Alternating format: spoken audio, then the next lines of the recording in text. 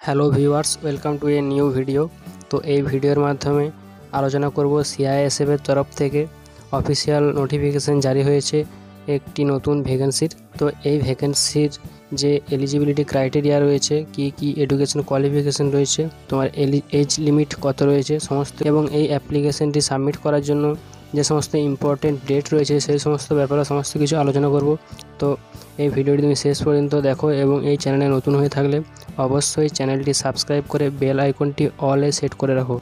তো এখানে তোমরা দেখতেই পাচ্ছ সিআইএসএফ এর তরফ থেকে অফিসিয়াল নোটিফিকেশান জারি হয়েছে এবং যার অনলাইন অ্যাপ্লিকেশান শুরু হবে 3/2।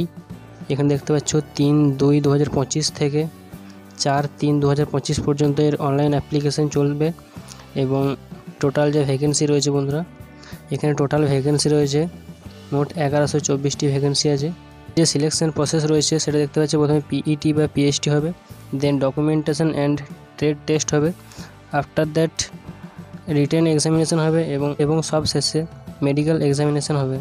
তো এখানে দেখতে পাচ্ছ যে এজ লিমিট, এজ ক্রাইটেরিয়া, এখানে তোমরা দেখতে পাচ্ছ যে 21 থেকে 27 বছর ম্যাক্সিমাম, 27 বছর হচ্ছে ম্যাক্সিমাম এজ এবং সর্বনিম্ন এজ হচ্ছে 21 ইয়ার।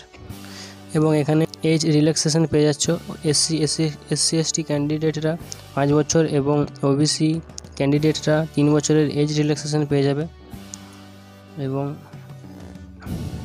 এডুকেশনাল কোয়ালিফিকেশান এখানে দেখতে পাচ্ছ তোমরা, মিনিমাম এডুকেশন কোয়ালিফিকেশান যেটা লাগবে সেটা হচ্ছে ম্যাট্রিকুলেশন পাস, মানে তোমার 10th পাস হলেই হবে। এবং এডুকেশন কোয়ালিফিকেশানের সাথে সাথে আরও কী লাগবে দেখতে পাচ্ছি বন্ধুরা, ড্রাইভিং লাইসেন্স। তো ড্রাইভিং লাইসেন্স কিসের উপর থাকতে হবে, হেভি মোটরের উপর থাকতে হবে বা লাইট মোটর ভেহিকেল বা মোটর সাইকেল উইথ গিয়ারের যে কোনো একটা ড্রাইভিং লাইসেন্স থাকলেই হবে। তো তোমরা যদি এলিজিবল হয়ে যাবে তাহলে অবশ্যই 3 ফেব্রুয়ারি থেকে 4 মার্চ মধ্যে এই অ্যাপ্লিকেশনটি অবশ্যই সাবমিট করে নিও। এরকম অফিসিয়াল নোটিফিকেশান সবার প্রথম পাওয়ার জন্য এই চ্যানেলটি অবশ্যই সাবস্ক্রাইব করে বেল আইকনটি অলে সেট করে রাখো।